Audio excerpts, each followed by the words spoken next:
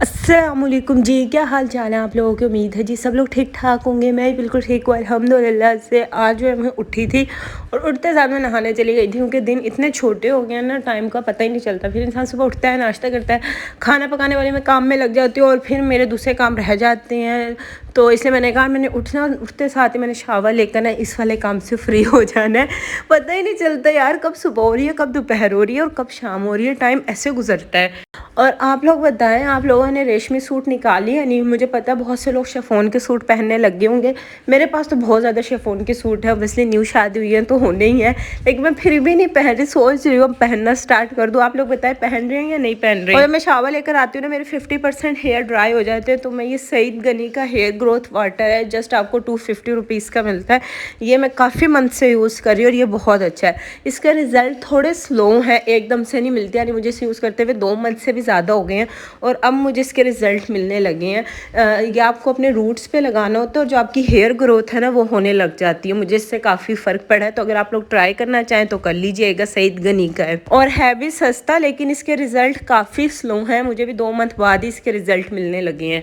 और कल वाले ब्लॉग में भी किसी ने कमेंट किया हुआ था आप कौन सा काजल यूज़ करती हैं, जबकि मैंने बहुत दफ़ा बताया है बड़ा टिकाऊ और बड़ा नानी दादी वाले ज़माने वाला काजल मैं यूज़ करती हूँ, हाशमी का काजल, जो कि बहुत पुराना है। लेकिन मुझे काजल हाशमी के अलावा ना कभी कोई अच्छा नहीं लगा जितना अच्छा हाशमी का ये वाला काजल है ना, जो स्टिक वाला होता है।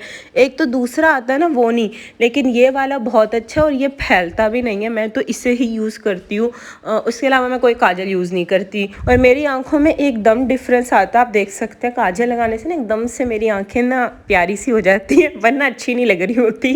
मैं बस यही लगाती हूँ, काजल और लिपस्टिक, इसके अलावा मैं कुछ भी नहीं लगाती होती है डेली लाइफ में। चलें जी, अब अगली चीज़ बताने की तो ज़रूरत है नहीं, क्योंकि बहुत से लोगों को पता है कि इसके बाद जो मेरा काम है वो खाना पकाने का ही है, क्योंकि मोस्टली हाउसवाइफ की यही रूटीन होती है, जो कि मेरी रूटीन है। हम लोग दोपहर में खाना बनाते हैं। मेरे मेके में खाना शाम में बनता है और मेरे ससुराल में खाना दोपहर में बनता है। तो आप लोग बताइएगा, आप लोग शाम में खाना बनाते हैं दोपहर में? जबकि बाज़ घरों में 2 टाइम भी बनता है खाना। जब मेरे मियाँ होते हैं ना, तब मैं 2 टाइम बना लेती हूँ। दोपहर में कुछ अलग बनाती हूँ, शाम में कुछ अलग बनाती हूँ। सब्ज़ी में मैं आज बना रही थी आलू पालक मेथी की सब्ज़ी बना रही थी, और ये बड़े मज़े की सब्ज़ी होती है, सर्दियों में बड़ी अच्छी लगती है। मैंने इसकी रेसिपी रिकॉर्ड कर ली थी, शायद बहुत से लोगों को ये आती भी होगी, लेकिन मैंने कहा चलो फिर भी रिकॉर्ड कर लेती हूँ। बेसिक रेसिपी है, किसी को अगर ना पता हो तो वो ज़रूर बनाइएगा, बड़े मज़े की होती है। अच्छा, मैंने क्या किया था, मैंने 3 जवे लहसुन के लिए थे और 20 साबुत लाल मिर्चें ली थी। उन दोनों चीज़ों को ना तेल में कड़कड़ा लिया था और फिर मैंने उसे निकाल के हावन दस्ते में कूट लिया था। फिर मैंने उसी ऑयल में ज़ीरा डाला, अदरक लहसुन का पेस्ट डाला और मेरे पास 3 टमाटर थे, वो मैंने ऐड करके इसकी अच्छे से भुनाई कर ली। अब मैं इसमें बेसिक मसाले ऐड करूँगी, जिसमें नमक, हल्दी और धनिया पाउडर मैंने थोड़ा सा डाला है, और मैं इसमें कोई लाल मिर्च नहीं डालूँगी। मैंने वही साबुत लाल मिर्चें ली थी, उसी से ही इसमें हम स्पाइसीनेस करेंगे, बाकी और कोई मिर्च इसमें नहीं जाएगी। तो वो जो मैंने लहसुन और साबुत मिर्चें कूट के रखी हुई थी ना, वो डाल दी। थोड़ा सा मैंने पानी डाल दिया, मसाले को अच्छे से भून लिया। और ये ली थी 1.25 किलो पालक थी और आधा किलो इसमें मेथी थी। तो ये दोनों चीज़ें इकट्ठी थीं और इसे बारीक बारीक काट लिया था। ये रेशो है और इसे मैंने डाल दिया है और इसको मैं ऐसे कवर कर दूँगी, ये इसकी स्टीम में ही ना गल जाएगी, पानी डालने की ज़रूरत नहीं है। अच्छा, मेरे मेके में तो आलू पालक अलग बनती है और आलू मेथी ना अलग बनती है, दोनों चीज़ें।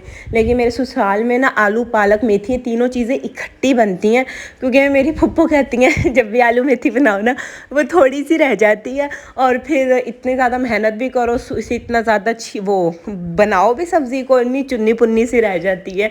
तो इसलिए मेरी फुप्पो तो तीनों सब्ज़ी ना ये वाली इकट्ठी बनाती हैं। तो मैंने भी आज इकट्ठी बनाई थी और ये भी बड़े मज़े की बनती हैं।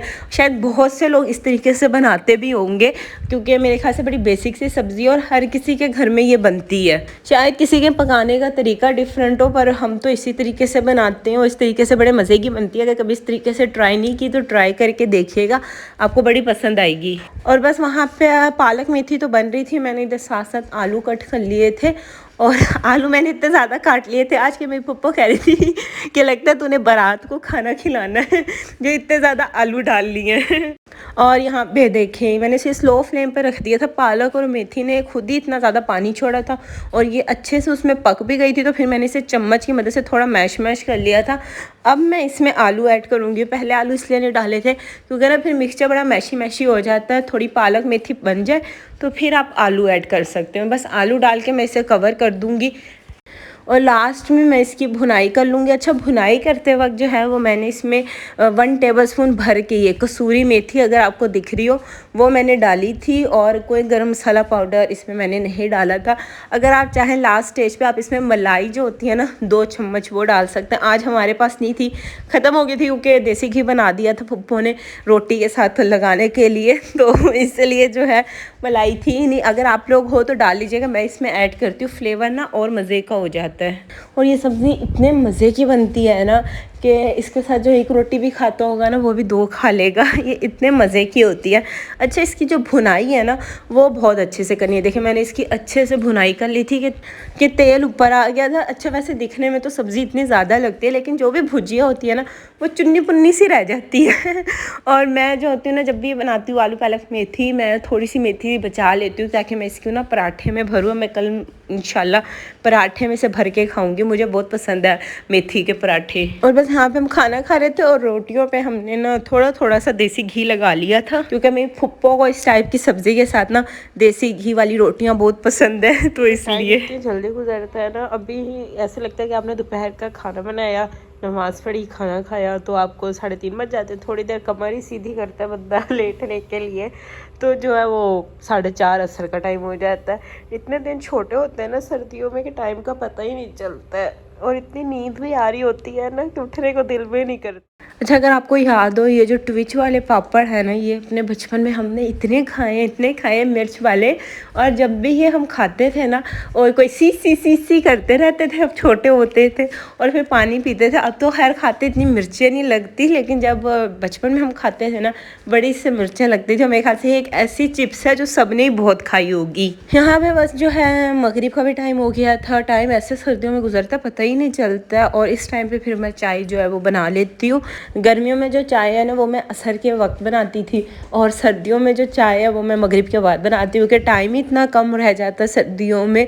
और मेरे फूफा मुझे कहते हैं अगर किसी ने दूध का कबाड़ा करवाना हो ना तो फातिमा से करवा लो, क्योंकि जब भी चाय बनाती है उसे पका पका के उसे आधे कर देती है कि देख के जब फूफा जाती है ना तो कहती है इतना सारा दूध तूने डाल रखा होता है। और कहते हैं जब वो चाय बनती है तो वो इतनी सी रह जाती है। मैं ना चाय को बहुत पकाती हूँ, मुझे पकाने की बहुत आदत है, और ये इस तरह से पव्वे हिलाने की भी मुझे बहुत आदत है।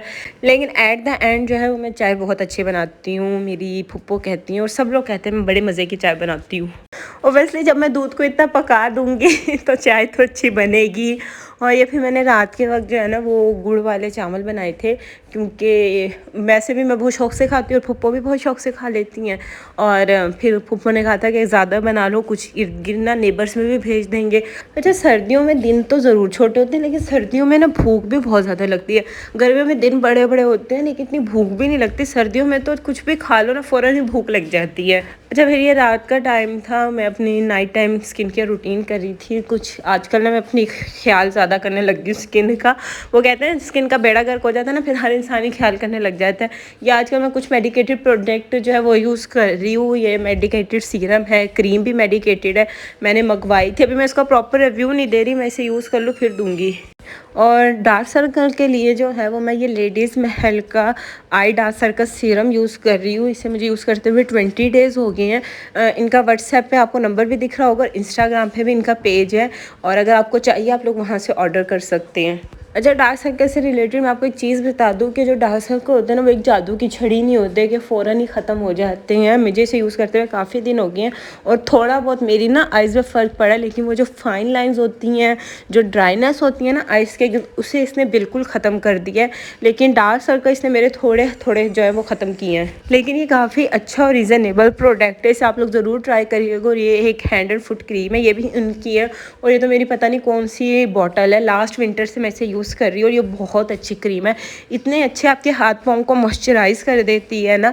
मैं इनका इंस्टाग्राम का भी लिंक दे देती हूँ और सामने इनका पेज भी आ रहा होगा, वहाँ से ऑर्डर कर सकते हैं। तो बस यही आज का व्लॉग था, उम्मीद है आपको अच्छा लगा होगा। तो अब आपसे नेक्स्ट वीडियो में मुलाकात होगी, तब तक के लिए अल्लाह।